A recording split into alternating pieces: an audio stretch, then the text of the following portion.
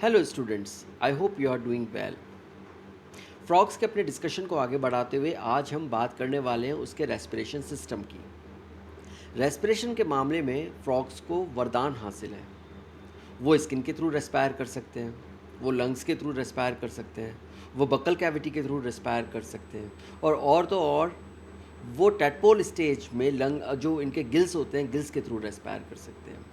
तो चलिए देखते हैं कि ये सारी मैकेनिज़म्स को वो किस तरीके से यूटिलाइज़ करते हैं और किस तरह से अपनी ऑक्सीजन नीड को पूरा करते हैं और कार्बन डाइऑक्साइड को एनवायरनमेंट में भेजने का काम करते हैं। शुरू करते हैं आज की class, the respiration system of frog. Adult frogs जो होते हैं वो लैंड में और वाटर में डिफरेंट मेथड्स के थ्रू रेस्पायर करते हैं बिकॉज ये एम्फीबियंस हैं। और जो एम्फीबियंस हैं तो वो लैंड में भी रहेंगे और वाटर में भी रहेंगे। अब जो मैकेनिज़म्स लैंड में काम करेंगी वो मैकेनिज़म्स वाटर में काम यूजुअली नहीं करेंगी, तो इसलिए इनके जो मेथड्स होते हैं वो अलग अलग होते हैं।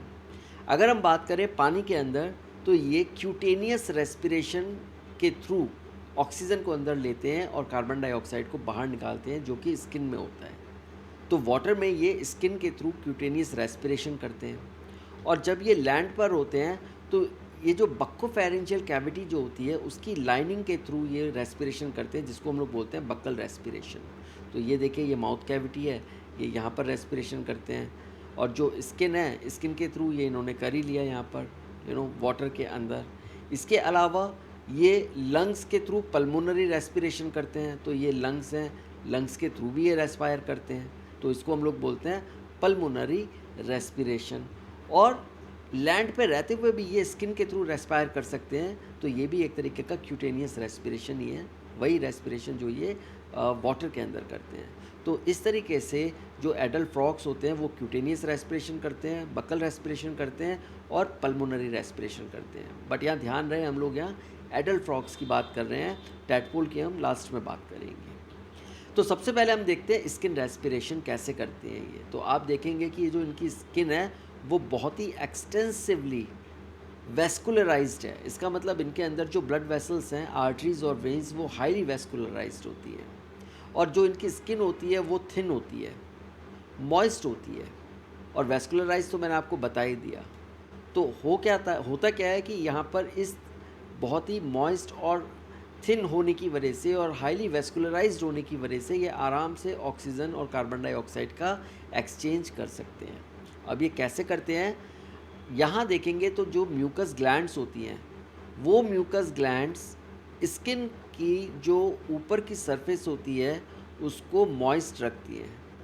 और इस मॉइस्चर की वजह से क्या होता है कि ये जो गैशियस एक्सचेंज है वो बहुत इजी हो जाता है, क्योंकि ऑक्सीजन और कार्बन डाइऑक्साइड आराम से ये परमिएट कर जाती हैं इस म्यूकस के थ्रू।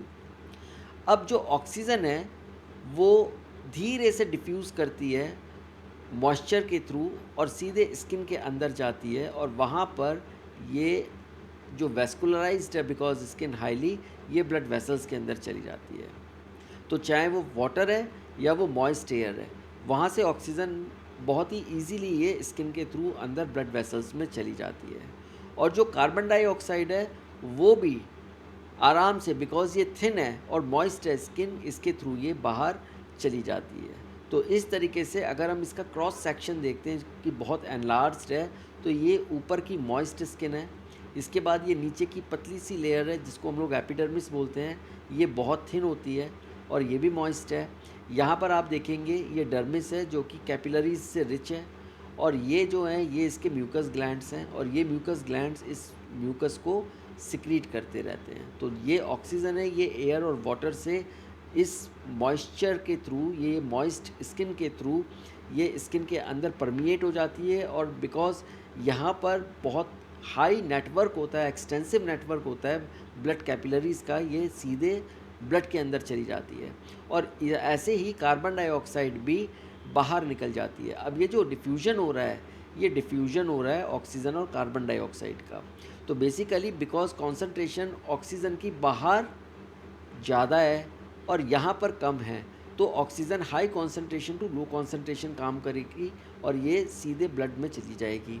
लेकिन कार्बन डाइऑक्साइड की कॉन्सेंट्रेशन इन कैपिलरीज में ज़्यादा है एज़ कम्पेयर टू एनवायरनमेंट, तो ये कार्बन डाइऑक्साइड हमारे इन कैपिलरीज से निकल के और बाहर एनवायरनमेंट में चली जाएगी।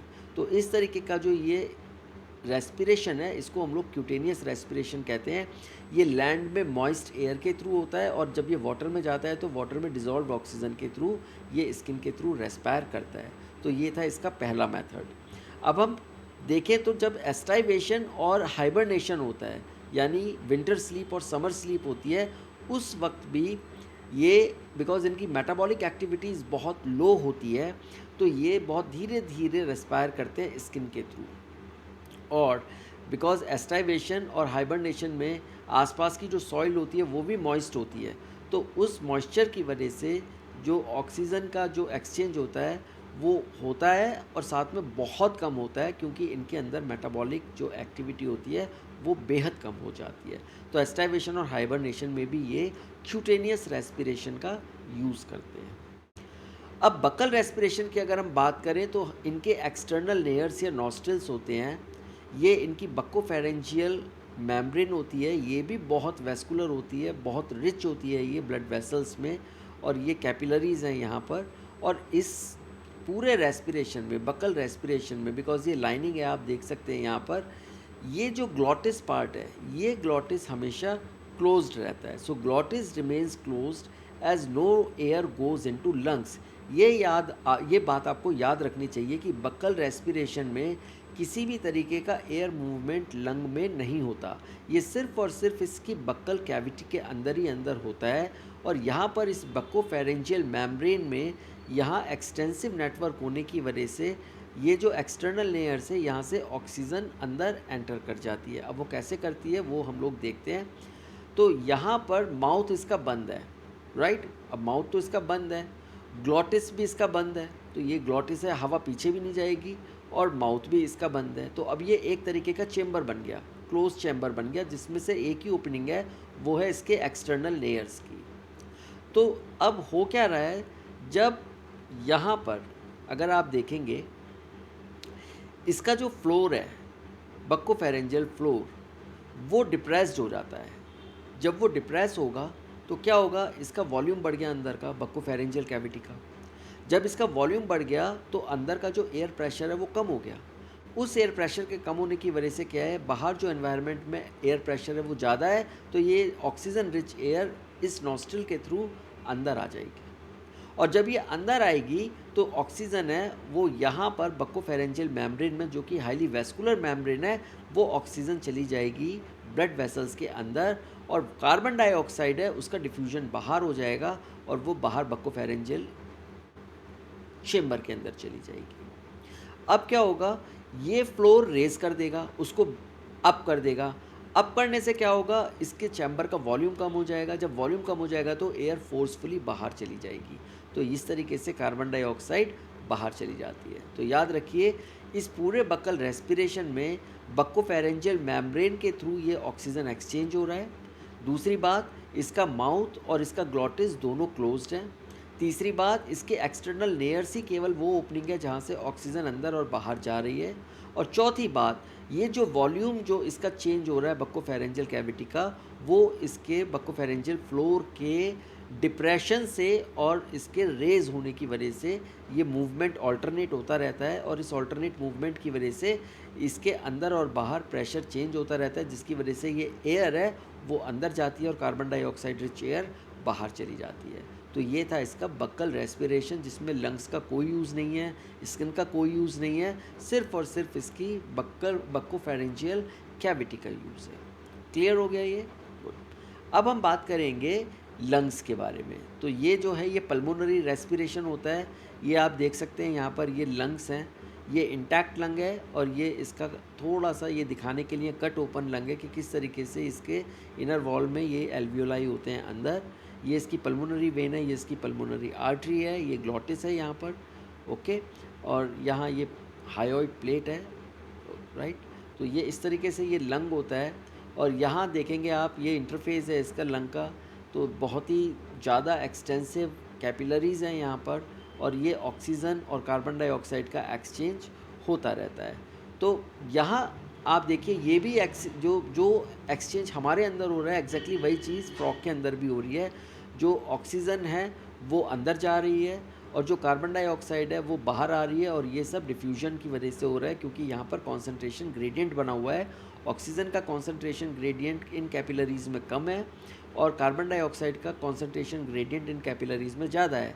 इसकी वजह से एयर से ऑक्सीजन डिफ्यूज़ हो जाती है, वो ब्लड में चली जाती है और कैपिलरीज से कार्बन डाइऑक्साइड बाहर चली जाती है, और इस तरीके से ये इसके कॉन्ट्रैक्शन और रिलैक्सेशन की वजह से ये एयर बाहर अंदर होती रहती है। अब पल्मोनरी रेस्पिरेशन इनएफिशिएंट होता है, याद रखिए। पल्मोनरी रेस्पिरेशन जो है फ्रॉक्स के अंदर वो इनएफिशिएंट होता है और वो सप्लीमेंट करता है स्किन और बक्कल रेस्पिरेशन की वजह से। तो फ्रॉक्स को बक्कल और जो क्यूटेनियस रेस्पिरेशन की ज़रूरत क्यों पड़ती है, इवन वो लैंड पे रहते हैं, वो इस वजह से क्योंकि जो इनके लंग्स होते हैं वो पुअरली डेवलप्ड लंग्स होते हैं। अभी इनके लंग्स पूरी तरीके से डेवलप नहीं हो पाए हैं। ये एम्फीबियंस हैं, याद रखिए। एम्फीबियंस के अंदर लैंड वाले कैरेक्टरिस्टिक्स धीरे धीरे डेवलप तो हो रहे हैं लेकिन पूरी तरीके से नहीं हुए, तो इसलिए जो ये लंग्स हैं ये पुअरली डेवलप्ड हैं। दूसरा, इनका जो नॉस्ट्रल्स हैं वो हमेशा खुले रहते हैं। इनके नॉस्ट्रल्स में किसी तरीके का कोई ऐसा क्लोजर नहीं लगा हुआ कि वो नॉस्ट्रल्स को बंद कर पाएँ। तीसरा, बकल कैविटी के अंदर मिक्स्ड एयर होती है जो कि ऑक्सीजन से बहुत ज़्यादा रिच नहीं होती, और उसकी वजह से ये लंग्स में बाहर और अंदर बहुत बार इनको करना पड़ता है। तो ऑक्सीजन पुअर है, लंग्स पुअरली डेवलप्ड हैं, और ऑक्सीजन की अगर अंदर कमी होगी तो उसको सप्लीमेंट करने के लिए इनको स्किन और बकल रेस्पिरेशन की ज़रूरत पड़ेगी। तो ये था इसका पल्मोनरी रेस्पिरेशन। अब पल्मोनरी रेस्पिरेशन के जो मैकेनिज़म्स हैं वो कैसे होते हैं, इंस्पिरेशन कैसे होता है, यानी हवा को कैसे अंदर लिया जाता है।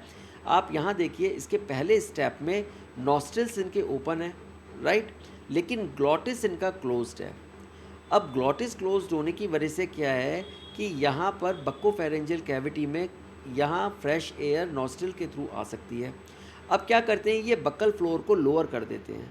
जब ये बक्कल फ्लोर को लोअर करेंगे तो अंदर कंपैरेटिवली थोड़ा सा एयर प्रेशर कम हो जाएगा, तो फ्रेश एयर बाहर से अंदर की तरफ जाएगी, और जब ये बाहर से अंदर की तरफ जाएगी तो इनका जो बक्कल कैविटी है, बक्कोफेरेंजियल कैविटी है, वो फ्रेश एयर से भर जाएगी।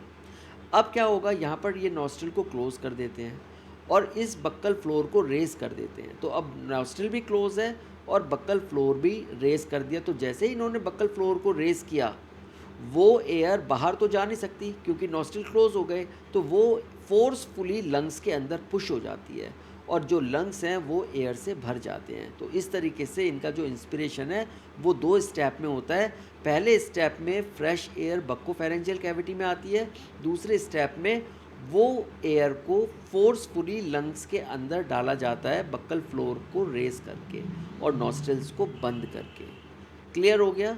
अब हम बात करेंगे कि एक्सपिरेशन कैसे होता है। ये भी 2 स्टेप में होता है। एक्सपिरेशन में क्या होता है, नॉस्ट्रल्स इनके क्लोज्ड हैं। जब नॉस्ट्रल्स इनके क्लोज्ड हैं, ग्लॉटिस इनका ओपन है, तो ये क्या करते हैं, बक्कल फ्लोर को लोअर कर देते हैं। जब ये बक्कल फ्लोर को लोअर करेंगे तो अब बक्कल फ्लोर वाला ये जो बक्कोफेरेंजियल कैविटी है, यहाँ पर कंपैरेटिवली एयर प्रेशर कम हो जाएगा और लंग्स के अंदर तो ऑलरेडी हवा भरी हुई है, तो क्या होगा कि एयर गश आउट करेगी, वो यहाँ लंग्स से सीधे बक्कोफेरेंजियल कैविटी के अंदर आ जाएगी। अब नॉस्ट्रल्स क्लोज्ड हैं इसलिए वो भी बाहर नहीं जाएगी, केवल लंग्स इनके एम्प्टी हो जाएंगे। सेकेंड पार्ट में क्या होगा, ग्लॉटिस इनका बंद हो जाएगा, लंग्स यहाँ पर बंद हो गए और इनका ये अपने बक्कल फ्लोर को अब ये रेज कर देंगे। जब ये रेज करेंगे तो रेज करने से क्या होगा, जो एयर है वो एयर फोर्सफुली बाहर चली जाएगी नॉस्ट्रल के थ्रू। तो इस तरीके से ये एक्सपिरेशन हो जाएगा। तो एक्सपिरेशन का भी 2 स्टेप्स हैं और इंस्पिरेशन के भी यहाँ पर 2 स्टेप्स हैं। इस तरीके से ये पल्मोनरी रेस्पिरेशन फ्रॉक्स का होता है। अब हम बात करते हैं टैडपोल्स के बारे में। तो टैडपोल्स में क्या है, जो न्यूली हैच्ड टैडपोल्स होते हैं वो एक्सटर्नल गिल्स का यूज़ करते हैं, ओके। और ये एक्सटर्नल गिल्स प्रेजेंट होती है इनके ब्रैंकियल चेम्बर में। तो आप देखेंगे ये एक टैडपोल है, ये इसका एक्सटर्नल नोस्ट्रिल है, ये गिल का कवर है जिसको अपरक्यूलम बोलते हैं, और ये एक ब्रैंकियल चैम्बर के अंदर ये हैं, राइट। और ये बाहर एक्सटर्नल गिल्स हैं जो कि फैदरी होते हैं। तो इस तरीके से ये इनका स्ट्रक्चर होता है, गिल का थोड़ा सा एनलार्ज किया गया है। यहाँ देखिए ये गिल के फिलामेंट्स हैं जिनको हम लोग प्राइमरी लैमिला बोलते हैं, ये सेकेंडरी लैमिला हैं और इनके अंदर एक्सटेंसिव नेटवर्क है कैपिलरीज़ का और ये कैपिलरीज़ के ही थ्रू यहाँ पर गैशियस एक्सचेंज होता है, ऑक्सीजन अंदर जाती है और कार्बन डाइऑक्साइड बाहर निकलती है। अब ये होता कैसे है, सबसे पहले ये वाटर को इनटेक करते हैं माउथ से, तो माउथ के थ्रू ये वाटर को अंदर लेते हैं जिसके अंदर डिज़ोल्व्ड ऑक्सीजन होती है और उसके बाद ये इसको ब्रैंकियल चेम्बर से बाहर निकाल देते हैं, यानी इस पूरे गिल को यूज़ करते हुए बाहर निकालते हैं और जब वाटर बाहर निकल रहा होता है उसी वक्त ऑक्सीजन अंदर चली जाती है कैपिलरीज में और कार्बन डाइऑक्साइड बाहर निकल जाती है और इस तरीके से ये ऑक्सीजन को इंटरनलाइज कर लेते हैं और कार्बन डाइऑक्साइड को एक्सपेल कर देते हैं। तो ये था टैडपोल्स के अंदर रेस्पिरेशन। लेकिन जब ये थोड़ा सा बड़े हो जाते हैं तो ये स्किन के थ्रू और ज़्यादा एडवांस्ड स्टेज में लंग्स के भी थ्रू रेस्पायर करना शुरू कर देते हैं। तो ये जो एक्सटर्नल गिल्स होते हैं ये इनिशियल स्टेजेस में ही काम आते हैं, बाद में जब ये धीरे धीरे मेटामॉर्फोसिस के थ्रू थोड़ा बड़ा होना शुरू होते हैं तब ये स्किन और लंग्स के साथ रेस्पायर करते हैं। So this is a notable thing. तो ये डिस्कशन था रेस्पिरेशन सिस्टम का, मुझे लगता है आपको समझ में आया होगा। अब हम आपसे अगली क्लास में बात करेंगे कार्डियोवास्कुलर सिस्टम के बारे में। तब तक आप अपना ध्यान रखिए। Take care and thank you.